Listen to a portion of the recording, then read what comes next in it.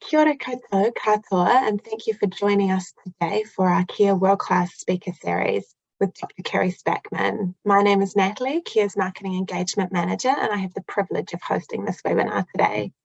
Some quick housekeeping before we start. This webinar will be recorded and shared with you on our website. Throughout the webinar, please send through any questions you have using the Q&A function, as we have some time allocated at the end to answer your questions. For those of you who may not be aware, Kia nurtures a vibrant and diverse community of 500,000 Kiwi who share a strong passion for New Zealand and the success of its people and businesses. Our world-class New Zealand network is a vital part of this community, a unique group of Kiwi who are leading and shaping industries, raising New Zealand's profile on the world stage, and most importantly, giving back to the communities they live and work in. This speaker series highlights the incredible work these Kiwi do and also aims to inspire others to push the boundaries of their own goals and achieve similar heights of success. So a bit about our speaker today. Dr. Kerry Spackman is a cognitive neuroscientist who is an expert in the area of critical thinking. Most recently, he has used his years of cognitive research and his background in mathematics to create a world-changing learning tool, which has been adopted by top schools, universities, and governments to help better understand wicked problems. During his career, Kerry has worked with elite athletes, Formula One teams. Good morning, Kerry. Thank you for joining us today. So can you tell us a bit about how you got to where you are today? Sure, it's nice to be here. It's quite an involved journey and includes everything from being arrested by the Japanese secret police for attempting to assassinate the emperor, which obviously I didn't do, but that was quite an interesting eye-opener. So it started back in the 80s when I teamed up with a gentleman called Professor Harry Whale, who was involved in the NASA moonshot to get Neil Armstrong on the moon, and Harry Whale was an expert in radio location. So we developed a system, an electronic system and software to measure very precisely the dynamics of a car. So that was the first thing. We sold that to companies like Nissan, which is where I ran into the secret police, Rolls-Royce, and most notably Ford Motor Company. It was while I was at Ford Motor Company that I met 3 times world Formula One champion, Sir Jackie Stewart, and we hit it off really well. Ford bought the system. It was a very expensive system, and they used it to evaluate future vehicles, and they would benchmark them against other prototype cars from other companies. After that, while I was using the system to measure the cars, I noticed that the test drivers were all over the map. These are the professional test drivers. So I sent a note to the vice president of Ford Motor Company, and I said, I don't think your test drivers are very good, which obviously didn't go down particularly well. But nevertheless, we ended up with doing a double-blind test of the professional test drivers and Jackie Stewart, who, as I said, was 3 times world Formula One champion. The professional test drivers on our double-blind test scored basically at chance. They couldn't tell the dynamics of the car. And so the question then was the test too hard? So then we put Jackie Stewart in, and he scored about 95%. So clearly there was something very special about Jackie. At that stage, my life was always focused on mathematics and physics. But after that, Ford asked me, could I put together a program to help their test drivers? And I said I had no idea how to do that, but I would have a go at it. So that's when I enrolled in a PhD in understanding how the human brain processes sensory information. Worked with teams, organizations like the RAF Aeromedical Facility with their Top Gun pilots and various other things. And we developed a really successful program to train professional test drivers. And after that, I then moved into Formula One, where I spent about 14 years helping companies like McLaren develop a simulator and working with the drivers. After 14 years, I think I'd had enough of Formula One, so I came back to New Zealand, wrote a book called The Winner's Bible, which was based a little bit on some of the experiences I had working with elite. and then set up a program with the New Zealand government, funded partly by Sir Stephen Tyndall, who did the KEA, and that was called the Gold Mine program. And we developed secret squirrel electronics and software for all our Olympic athletes, whether it was Lisa Carrington, and we had some, and I can't tell you what we did, but it's all secret squirrel stuff, and that was really, really successful. So hats off to Sir Stephen for helping fund that, and the New Zealand government. And I think we still lead the world in that area of technology for Olympic athletes. After that, I really turned my attention back to education, which is a passion of mine. And then I developed a system, which Natalie has alluded to, called AKO Maps, AKO, which is a Maori word for to learn and share. And this is a system which we've gained worldwide patents on, which is quite unusual for software. And it allows people to join connections between disparate ideas. And yeah, so that's kind of the long journey. And I'm passionate about helping students and learn, and also businesses, etc. You've had quite a journey to get to where you are today, so it's great to, sort of have a quick overview of that. Thank you for sharing that. So can you talk to us a bit about the 3 C's: critical thinking, creativity, and collaboration, and why these are some of the most important skills for employees to have? Yes, and I'd probably add a 4th one there, which I would call complex communication. So there was a big survey done of Fortune 500 companies, and they were asked what was the most important thing they were looking for new hires or graduates. And it turned out it wasn't the level of their academic achievement. It doesn't matter which PhD they had or what their level of skill was. The most important things were the 3 C's or the 4 C's that we mentioned.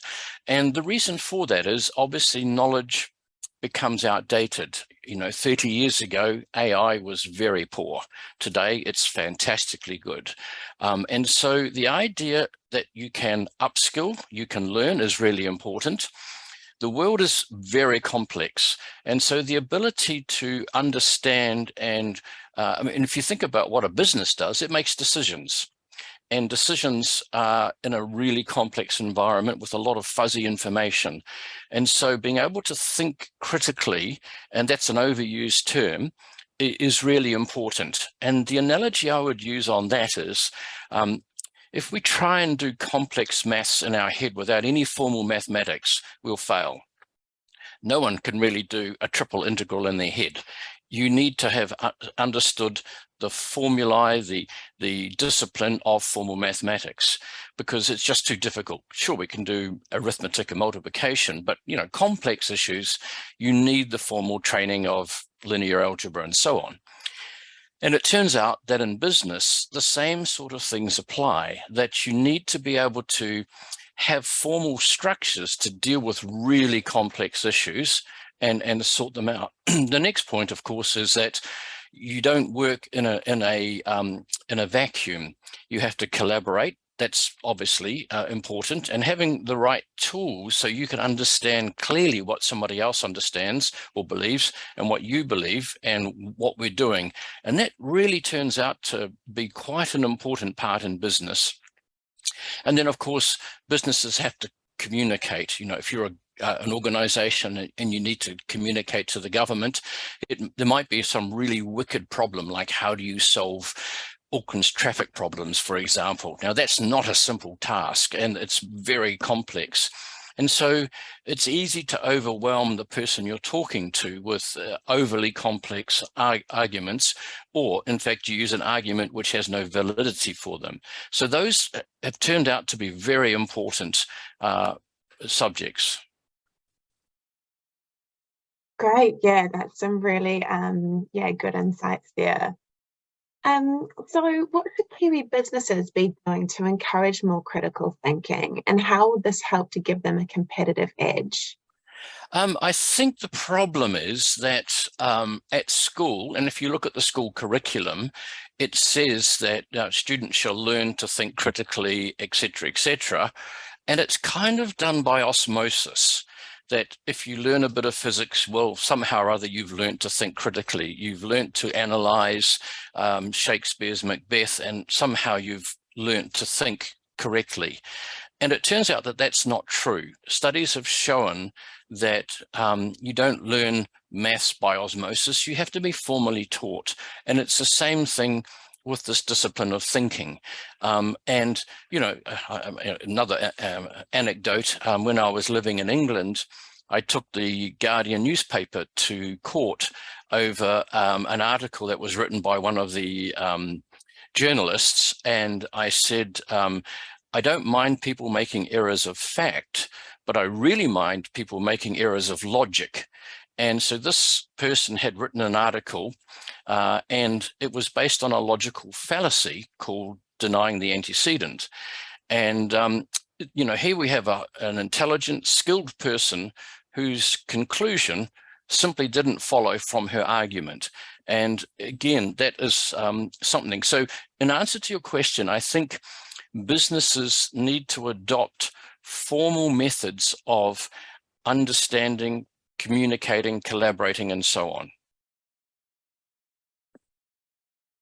And I just guess following on from that, what are some of the things that businesses can sort of do within their processes to, I guess, implement those measures that you've recommended? I think one of the most important point is to realize that this is a formal process, and that is absolutely critical. And I'll give you an example, and I may preempt what you were going to ask me, but during the COVID pandemic, now that is a wicked problem. And the question is, how does the entire globe respond to that very difficult problem? You've got everything from, okay, how do you prevent hospitals becoming overwhelmed? And so the easy answer is to lock everybody down. But on the other side, of course, that has other issues. Students don't go to school, their education gets compromised, and they may have mental health issues. You lock the economy down, and obviously that has a long-term effect on inflation and so on. So that's a classic complex issue, or a wicked problem. And so it turned out that Professor Sir Peter Gluckman, who was president of the International Science Council, chaired a global committee on this with experts from right around the world, whether it's from the World Bank or from World Health or various other people, statisticians and so on.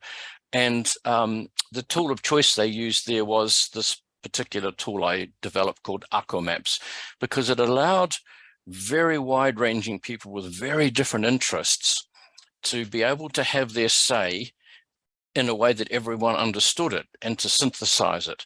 And again, a lot of businesses just, you know, it's kind of ruled like a typical pyramid. You've got the boss at the top and the information flows up, apparently. But that doesn't tend to work particularly well, because you have a lot of gatekeepers on the way. And what the information at the bottom of the organization doesn't always flow to the top. And in fact, if I think back to my time at, for example, McLaren in Formula One, which is an incredibly complex, you know, getting a Formula One car is a really complex issue. They had a relatively flat management system, so that almost anybody could come up with an idea and it would be actioned on. Obviously, if your idea is a bad one, you have less opportunity to promote more good ideas. But again, you know, a structure will allow this more flat operation, with still giving the people at the top the ability to see everything and make the final call. Great, thank you. And so can you talk to us a bit about, I guess, how the ARCOmap system was used during the COVID pandemic, how the different governments got together and were able to sort of solve that issue of, you know, the wicked problem like you discussed? Yes, so one way to think about ARCOmaps is to imagine, and this is really doing it a big disservice, as a mind map on steroids. Now, the problem with mind maps is they do show connections and they do show relationships, but it doesn't take long before a map becomes so unwieldy that you can't follow it. By the time you have 50 nodes or 50 ideas on a mind map, it doesn't make any sense.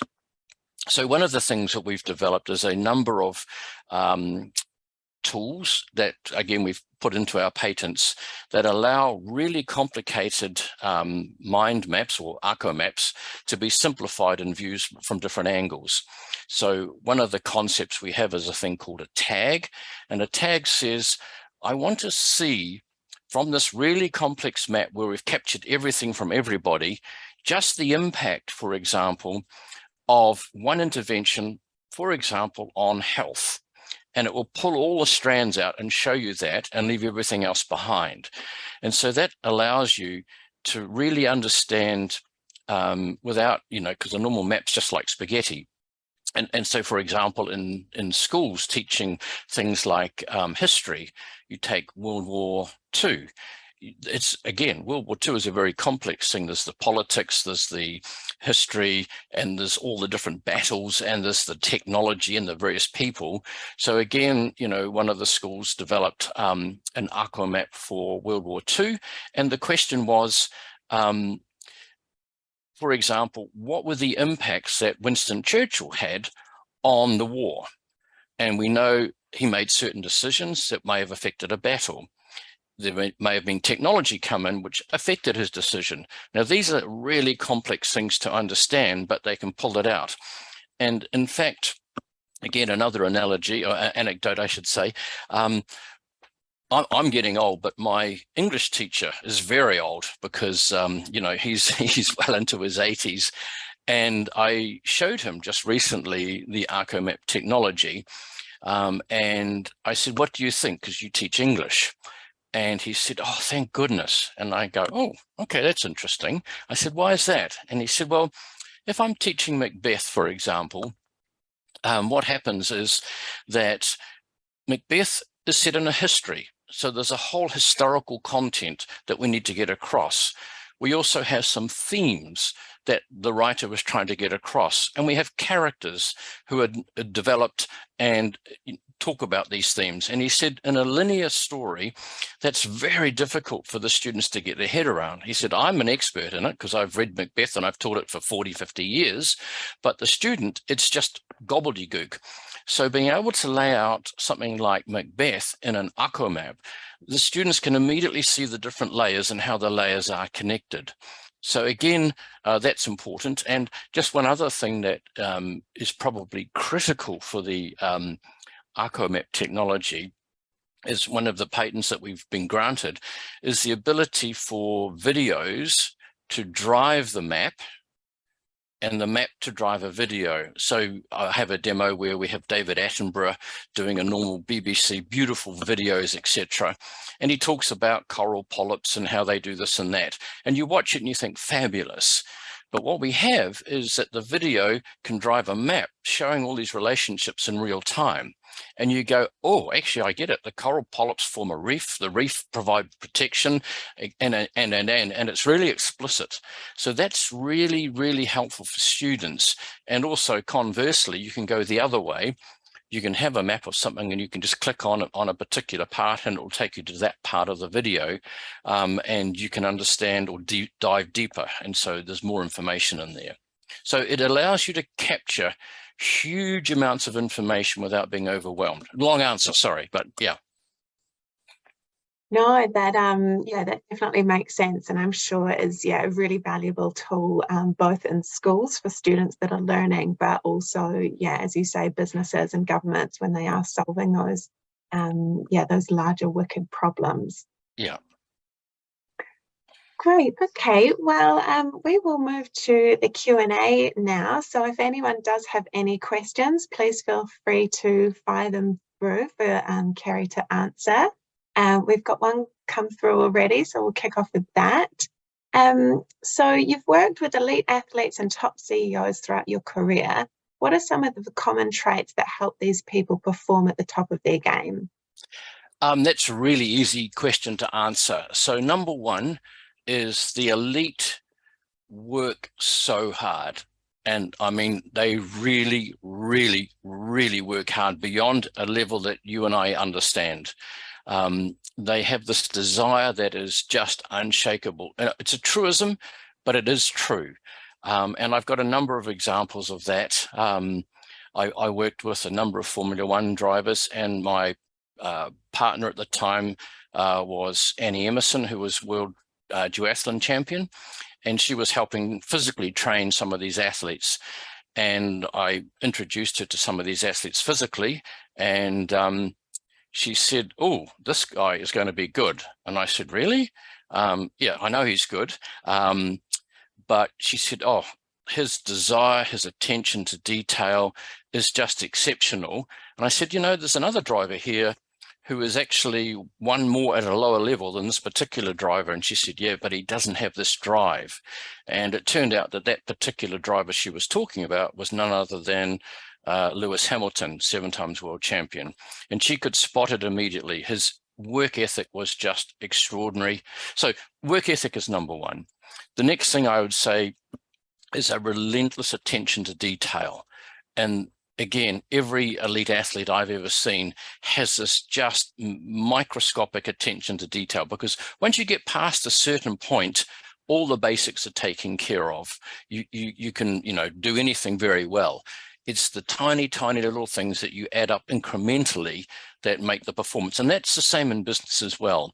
You look at, someone like Steve Jobs. He was relentless about improving, his technology, the look, the feel, the integration, all had to be absolutely perfect. And he drove people nuts with that.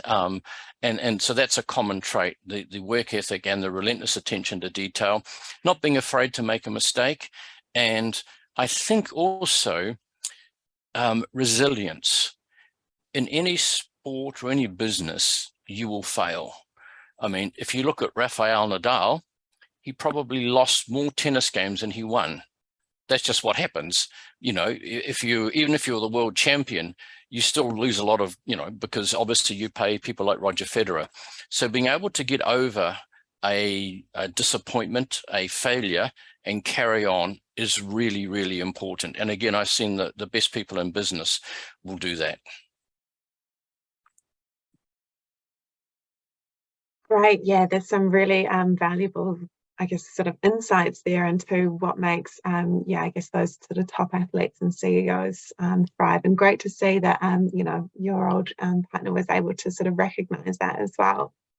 And she was a seriously driven athlete. I mean, she really, really was. And her favorite saying was, "I've never found a shortcut yet." And, everyone's looking for a shortcut. Everyone's looking for something. But how do you just keep on going day in, day out? And, as an example, she would wake up in the morning and she would go and swim for an hour. I mean, not just swim, but I mean, absolutely nail herself. Then she would stagger home and, have something to eat. And I think, wow, she's exhausted. And then, she'd go out and ride a bike for 3 hours. And then she'd come home from that and have something to eat. And then she'd go for a run for an hour. And I go, wow, okay, I could do that for a day, maybe 2 days, but she did that 6 days a week for 15 years. And you go, wow, now that is something serious.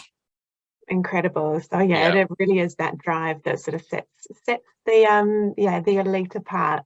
Yeah, it sure does. Yeah.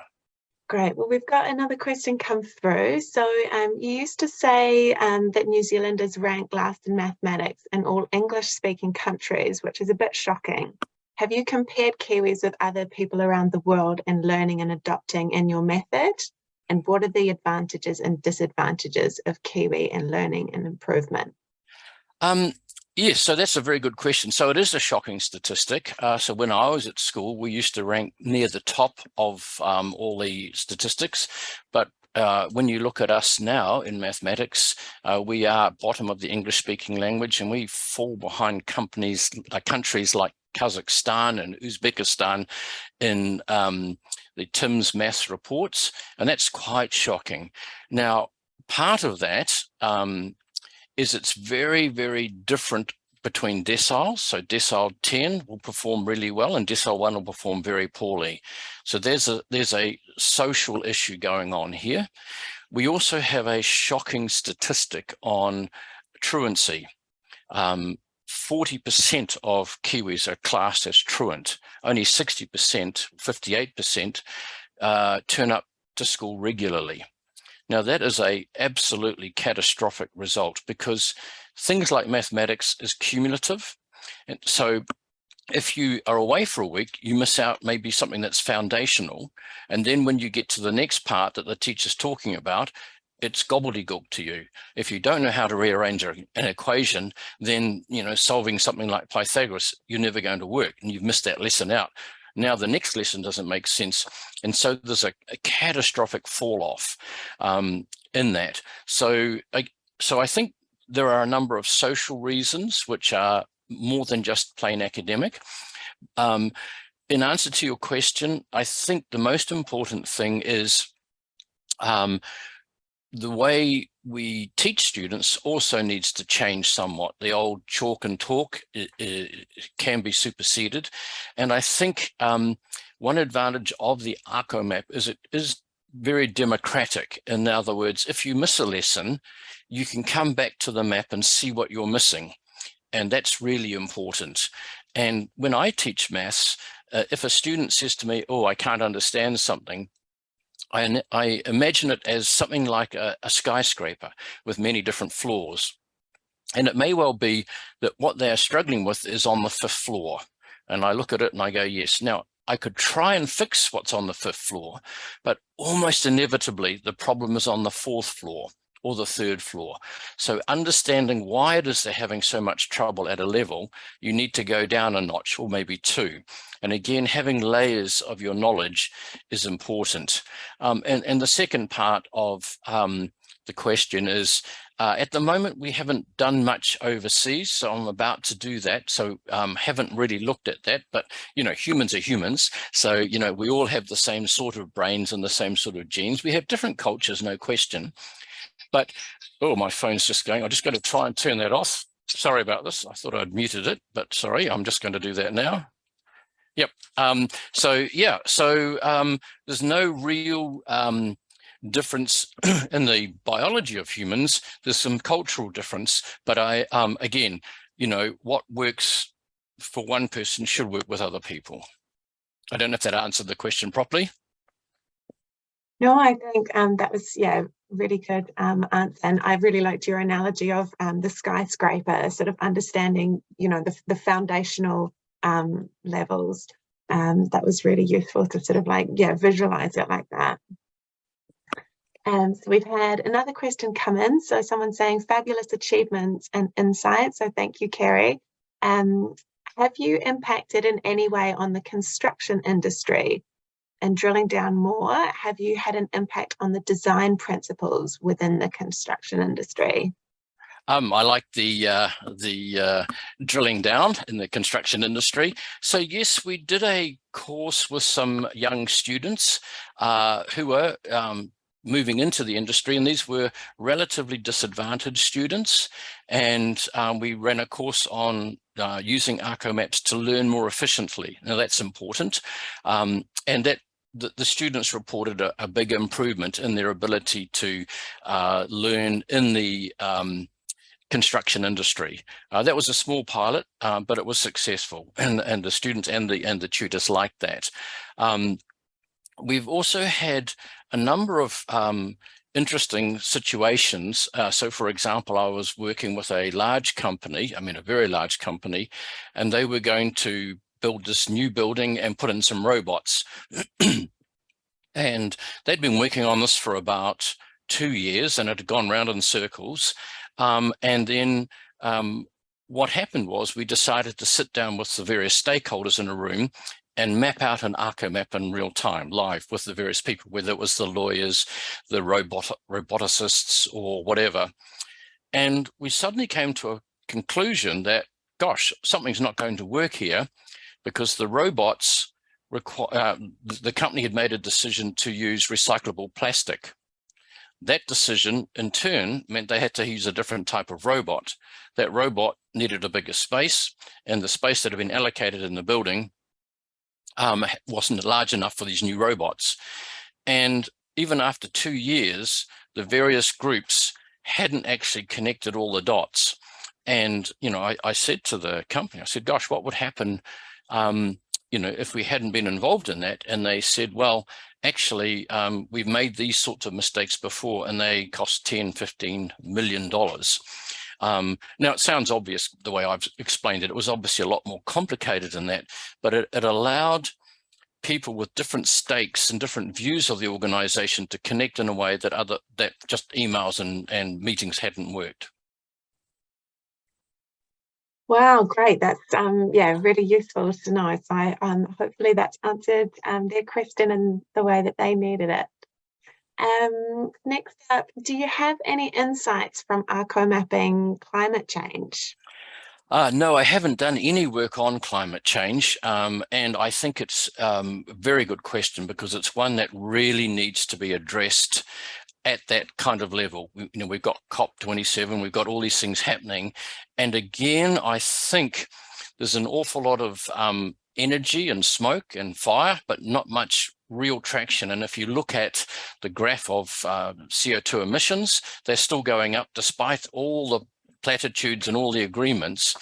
And one of the things that's really important, it sort of reminds me of the quote from Karl Marx, where he's talked about, I think it was Karl Marx, I can't remember, somebody, about communism, the right philosophy, but the wrong species. You know, the idea is that we all work together and share collaboratively is great, but the trouble is humans are basically selfish. And so I think there's a lot of other issues that are not really dealt with properly, that a proper structured analysis would say, actually, a big issue is human nature. And it's all very well saying we'll have technology come to the rescue, which is important. And for sure, you know, electric cars and so on, those are really, really, really good initiatives, and solar power and so on. But there are a number of other confounding things which have meant that these best initiatives still aren't getting the speed and the traction that we want. Right, okay, yeah, a very important issue, and hopefully one that we'll pick up on using ARCO maps to solve, yeah, what is a wicked problem, and one that really needs to be addressed. One other question is, so many people have been through depression, especially recently after the pandemic. Do you have any suggestions for people to come over emotional obstacles such as depression before they can fully devote themselves to self-learning? Yes, depression is a genuinely real issue, and it's obviously multifactorial. And I think understanding how the human brain works is really illuminative. It really helps you. And to give you an example of the scale of the problem, the person who mows, I have a bit of a lifestyle block here, and the person who mows my lawns is a senior detective. He only mows the lawns because he wants to get on his tractor and just get everything out of his head. But he tells me the most harrowing stories of young students committing suicide. And he says he goes to them one after the other after the other. And it's truly heartbreaking. And one of the things he is able to access is the students or the young people's cell phones, because he is a senior detective. And he said it's absolutely shocking what he finds. The parents have no idea what goes on in these students' minds, these children, you know, and it's just overwhelming. So there's no point trying to, you know, as you say, be an elite performer in school, academic or anything, if you are having some form of depression. And I tried to think of it in a number of different ways. I think it's kind of like there are three kind of pillars. At the very bottom, you have your physiology. This is the nuts and bolts of your brain. This is the neurotransmitters, your genes, your wiring, and so on. Above that, you have the thoughts you run through your head, your psychology. And then at the top, you have the experiences you have, your history. And it turns out that those are connected. Those three things are connected by feedback loops. And it turns out so that one small change in one of them can cascade around and around. So you may have a negative thought. Unfortunately, that negative thought will actually alter the chemical balance in your brain. It may activate certain circuits, which in turn produce more negative thoughts. And you can get a really vicious cycle going on where you spiral down. And the same with a history. You may have an experience which has left you damaged for some reason. And again, logic doesn't solve that problem. So the human brain has an emotional system, like, for example, the limbic system. And again, I'll just take a second because this is such an important topic. So I'm going to talk about something which I call accidental hypnosis. Okay, it's not a real term, but it's something I use. And I'm going to explain how I view this. So imagine you're a girl in a playground, say age 8, and you see a group of cool kids over in the corner, and you call out to the cool kids and say, "Hey, can I come and join you?" And one of the cool kids says, "No, you're ugly." Now, at that moment, you were emotionally vulnerable because you wanted something. And someone said to you, "You're ugly." Now, your emotional system has fired up. And it turns out that when your emotional system fires up, it sears that memory very deeply on your body. And it does that for a very good reason, because your brain wants to learn things that are important. So, for example, flashbulb memories. We all kind of remember where we were when Princess Diana died. We don't remember what happened the day before, but we remember that day. We remember where we were because there was some emotion and it just made it automatic.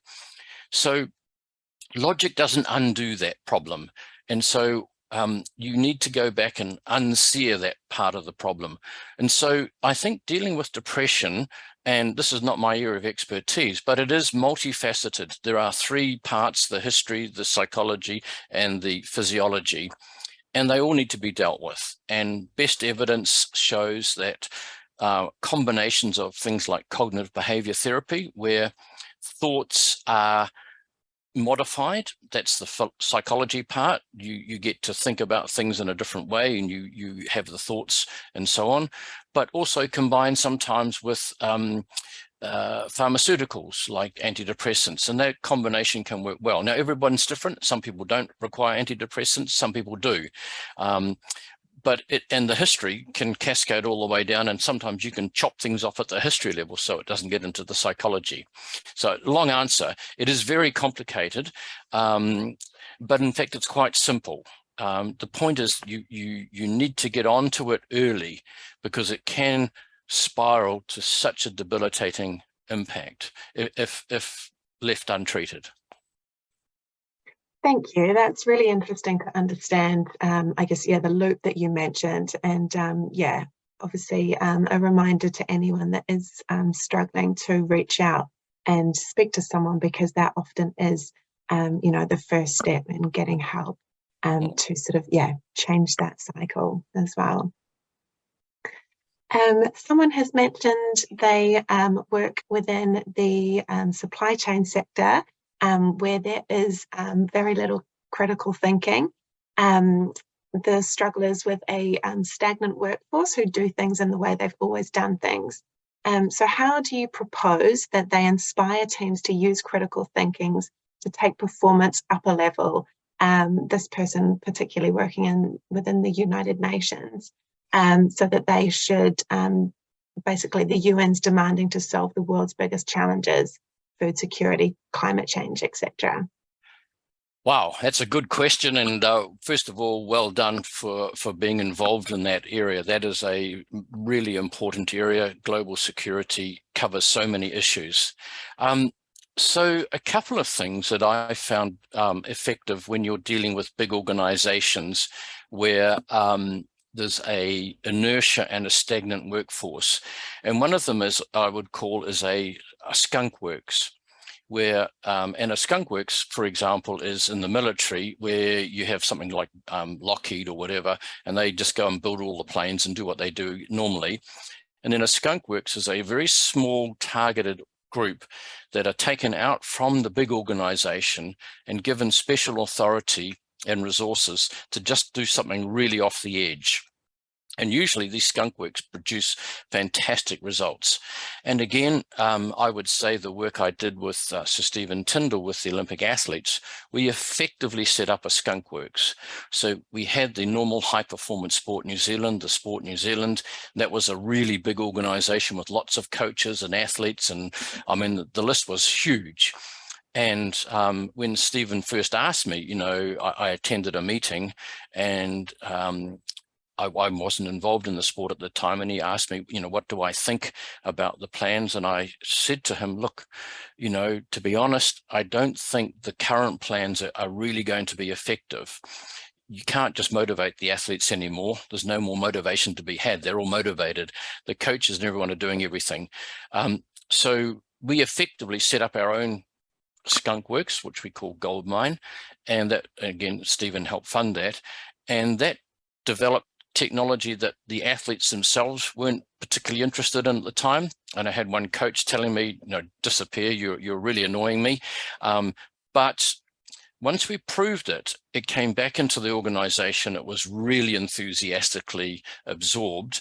And then obviously the bigger organization took it over. So I think sometimes trying to fight inside an organization can be really difficult.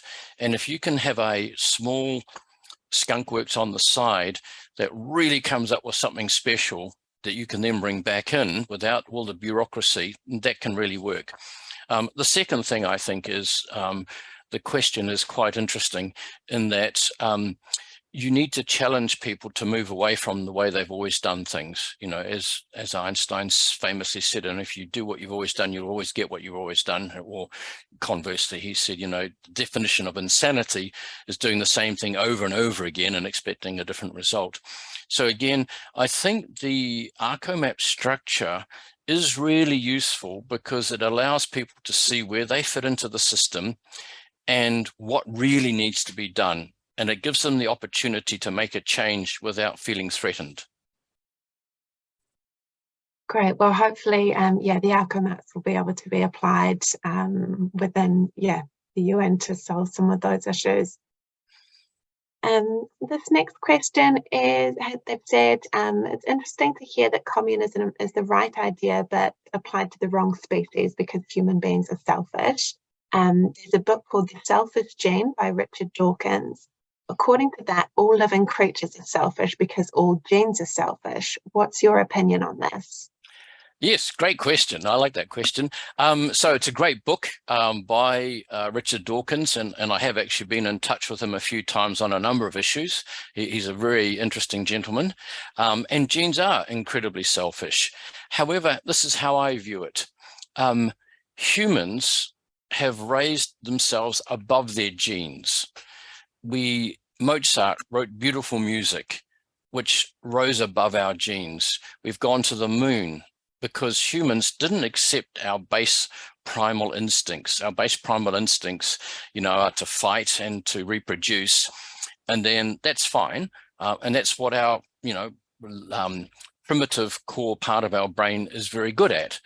What we want to do is become more enlightened and more sophisticated and add on top of that, so we're not entirely driven by our genes. And so I think that's the mark of a developed person who is able to rise above their selfish genes. Philanthropy is not necessarily selfish. It can be, because some people, get the reward back.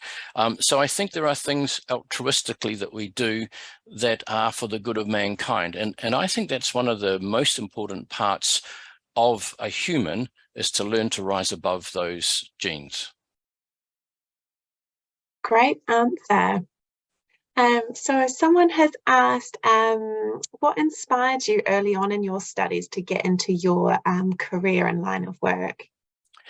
So originally, my passion was mathematics, and I loved it because, when I studied other things like biology, it was either, some sort of man-made thing or some sort of classification. But there was something special about maths to me in that it was absolutely true. There was no doubt about it. It was 100% without any doubt true. So the theorem of Pythagoras, for example, is absolutely true. even if I don't exist, if this universe doesn't exist, the theorem of Pythagoras exists and is true. It's a relationship. And in fact, I would even go so far as to say that not even an all-powerful God could change the theorem of Pythagoras to something else. It just wouldn't make sense. So there was that sense of mystery. And then when you follow the maths, it starts to explain so many things that are just kind of, wow, I didn't expect that. And so we understand the universe by pure maths. And famously, Albert Einstein, spent years just manipulating maths without experiments. And he came up with this, great landmark general theory of relativity, which, predicted things like black holes and gravitational waves purely from maths. He didn't set out to measure something or prove something that existed. His maths just told him that was going to happen, which was really unexpected. So maths was my passion. And, when I first started out, I taught maths and physics at Auckland Grammar and really enjoyed that. And then obviously moved through that long career that I've explained previously. But that sort of truth really drives me. And so one of the things that I'm really passionate about these days is fake news and digital disinformation, because your participant who's at the UN, I believe the World Economic Forum ranked digital disinformation as one of the top 10 threats to mankind. We've got nuclear war, we've got pandemics, we've got food shortages, and those are all very real threats to mankind. But digital disinformation is critical because, as Barack Obama said, if we can't agree the facts, how can we have a democracy? And you've only got to see what happened in January 6th, I think it was, in the Capitol Hill riots, where digital disinformation was rampant. You have all sorts of things about, vaccines and so on. So for me, critical thinking is so important because it helps stop these things in its tracks. So you take something like Facebook or anything else where where fake news pops up and disinformation pops up. Their approach is whack-a-mole, where they knock everything down. As soon as something's taken up, we try and take it down. And I think you'll never win that battle. What you really need to do is inoculate students when they're young, to learn so that they are no longer susceptible to digital disinformation. And again, those tools really help you do that. Great. And following on from that question, one person has asked, can any level of critical thinking fix the New Zealand Warriors? I wouldn't say critical thinking, but I would say there are certain rules and tools that help any organization or any sporting endeavor to be better and to improve. And yes, for sure, for absolutely sure, there are ways to improve the Warriors. I'm not an expert in the Warriors, but I have worked with organizations like the All Blacks, and they have fantastic structures. They have fantastic processes. This was going back a few years now when they won the World Cup. And, the coaches and the support staff were really, really good, and they followed best practice, and you saw the results. So I don't know the Warriors. I haven't worked with them. I don't know what they do. But, there are certain processes that always end up giving good results. And it is some of those things that we mentioned, relentless attention to detail, and that people give that lip service. But the analysis, for example, back when I was working with the All Blacks, that they did on understanding the game, the opposition, their strengths and their weaknesses, was phenomenal. It was really good. Well, maybe there's a good opportunity for you to work with them and help them on their journey as well. Someone has asked, what's the best way to access the ArcoMap method? Is there a book or an online course available? Yes, if you just go to www.arcomaps.com, you'll be able to log in there, and it's free, and just help yourself. There are a number of courses on there that you can look at, how to learn more efficiently. Critical thinking is one of the courses on there. You need to register, but it's free. The only reason you need to register is so that when you make your own map, it's confidential to you. So obviously you need to be able to come back and say, this is my map. So registration is just purely so that you can be in control of it. So you can make your own maps, you can share them, you can do live collaborations, and there are some tutorials on there. And most of the tools that if you hover over them, it'll explain it. And there's a magnifying glass so you can search for it. So when we work with students at schools, usually within 10 minutes of them having a play with Arco Maps, once they've seen it, they're off to the races. So yeah, it's relatively easy to get going. And there are some tutorials online there. No book yet, but I should probably get around to that. But I've got so many things on at the moment. Great. Well, yeah, we'll make sure we share a link to the website as well, so everyone can get access to it. All right. Well, I think that's. There's one good question just popped through. Can I just answer that question? Yes, you can. It's a really good question. Have we got time? Yes, is there any links between Arco Maps and the Winner's Bible? There absolutely is. And what I'm doing now is converting the old Winner's Bible, which is 12 years old now, into an Arco Map system where people can map out all the things that they want to achieve in life and their strengths and the things that are holding them back, etc., on the Arco Map. And there's a template that they can just go in and modify. And so I've let a few people have a go at this, and they found it really useful. I haven't released it yet to the general public, but it is, I think, the way forward. So you take the linear book and you turn it into the map, and you can say, oh, here's something that's holding me back, or here's something that's given me accidental hypnosis, or whatever it might be, or here are my goals, or here are my intrinsic drivers. And you populate the map, and you've got your own human brain on the map. And I think that's a really fantastic idea. Good question. Oh, amazing. Oh, well, that's great to hear, and that we've all got something to look forward to as well.